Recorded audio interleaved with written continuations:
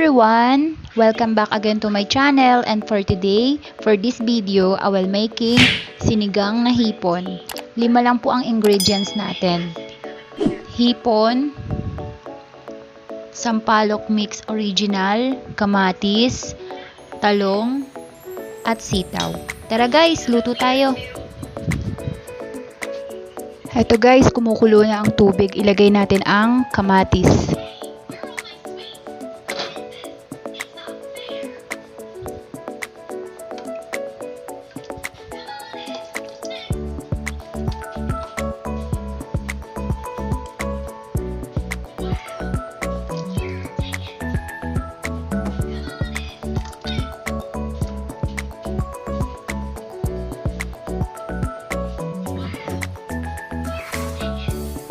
Ilagay ang sitaw.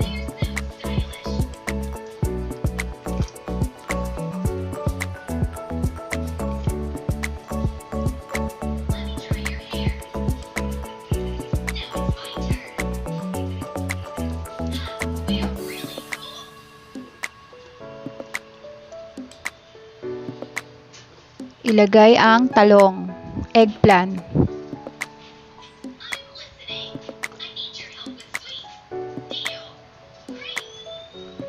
Takpan at hintayin kumulo ng 3 minuto.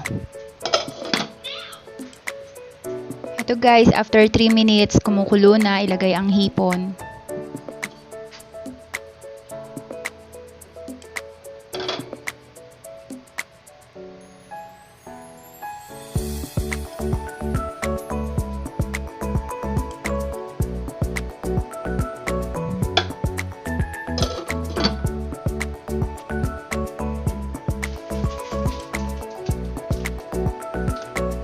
Ilagay ang sinigang sa sampalok original mix powder.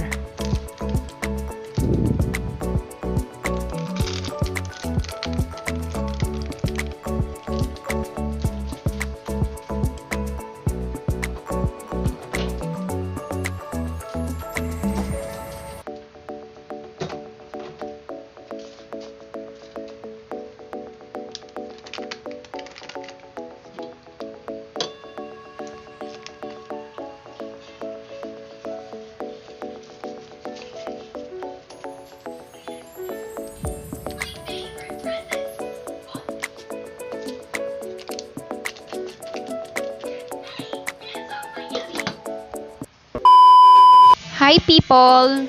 Ito, luto na po. Sinigang na hipon. Thank you for watching. See you on my next one.